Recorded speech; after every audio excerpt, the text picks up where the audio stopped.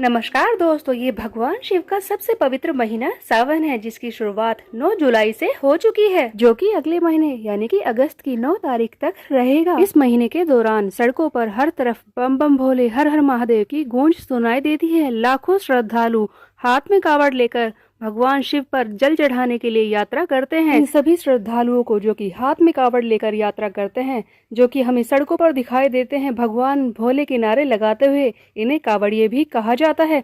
लेकिन आखिरकार ये ऐसा करते क्यों हैं? आखिर ये इतनी लंबी यात्रा करते क्यों हैं? क्यों ये हाथ में कावड़ लेकर इतनी दूर से आते हैं भगवान शिव पर जल चढ़ाने के लिए? आखिर क्या है इसके पीछे का इतिहास और कैसे हुई शुरू ये कावड़ यात्रा? आइए जानते हैं इसी बारे में। अगर आपको मेरी वीडियो अच्छी लगे तो इस चैनल को सब्सक्राइब करना मत भूलिएगा। यूँ तो कावड़ यात्रा को लेकर कई सारे किस्से हमें सुनाए जाते हैं।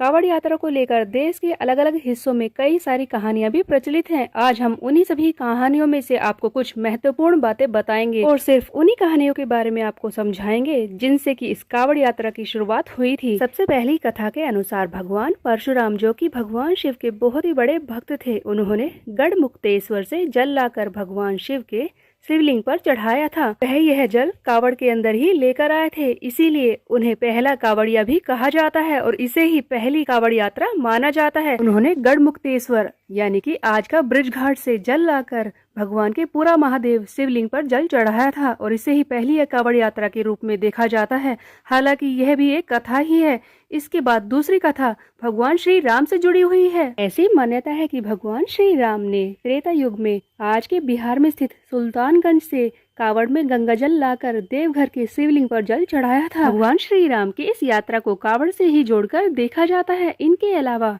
श्रवण कुमार की यात्रा को भी कावड़ की ही यात्रा माना जाता है। ऐसा माना जाता है कि श्रवण कुमार ने अपने माता पिता को कावड़ में बैठाकर पूरे देश के धामों को घुमाते हुए उसके बाद हर की पैड़ी तक की यात्रा की थी, जिसके बाद उसकी मृत्यु हो गई थी। इस यात्रा को भी कावड़ से ही जोड़कर देखा जाता है। पुत्र के इस अनन्य प्रेम की यात्रा को ही पहली कावड़ यात्रा से जोड़ा जाता है। हालांकि इन सब में से पहली कावड़ यात्रा कौन सी है, इस बारे में कोई सही तथ्य नहीं है। इन सब बातों के अलावा तथा इन सभी कथाओं के अलावा एक और कथा है जो कि सबसे ज्यादा विश्वसनीय है, जिस पर ज्यादातर लोग विश्वास करते हैं, जो कि रावण से जुड़ी हुई है। ऐसा कहा जाता है कि पहली कावड़ यात्रा की शुरुआत रावण ने ही की थी। यह बात तो हर कोई जानता है कि रावण जितना बड़ा दुष्ट था, उतना ही बड़ा शिव भक्त भी था और उसी ने भगवान शिव के लिए लिखे हुए शिव तांडव स्तोत्र की रचना की थी। रावण से जुड़ी हुई यह कावड़ यात्रा की कथा समुद्र मंथन से जुड़ी हुई है। ऐसा माना जाता है कि जब समुद्र का मंथन किया गया था तो सबसे पहले हलाहल अर्थात विष निकला था, जिसे कोई भी देवता ग्रहण नहीं करना चाहता था। तब भगवान शिव ने सृष्टि के कल्याण के लिए वह सारा विष पी लिया था, जिसे माता पार्वती ने उनके गले तक ही रोक दिया था, जिसकी वजह से भगवान शिव का गला नीला पड़ गया था। इसीलिए तो उन्हें नीलकंठ भी कहा जाता है।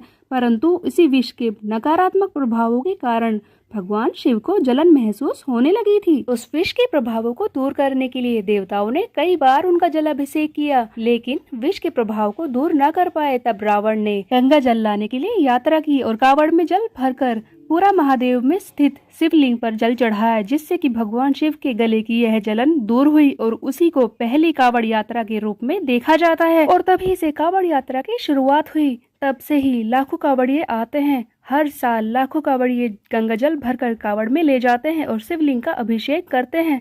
इस तरह से यह परंपरा बनी हुई है। यह एक आस्था और धर्म का प्रतीक है। इन सब बातों के अलावा एक और रोचक तथ्य यह है कि कावड़ को कंधे पर उठाया जाता क्यों है। देखिए, भगवान श्री राम ने, परशुराम भगवान ने, इसके अलावा श्रवण कुमार ने भी तथा रावण ने भी कावड़ की यात्रा कावड़ को कंधे पर उठाकर ही की थी। इसीलिए इसे कंधे पर उठाकर यात्रा करने की परंपरा चली आ रही है। यात्रा के दौरान कभी भी कावड़ को जमीन पर रखा नहीं जाता। दोस्तों, यह रीत तो सदियों से चली आ रही है, जहां पर हर साल कावड़ की यात्रा की जाती है, भगवान शिव पर जलाभिषेक किया जाता है।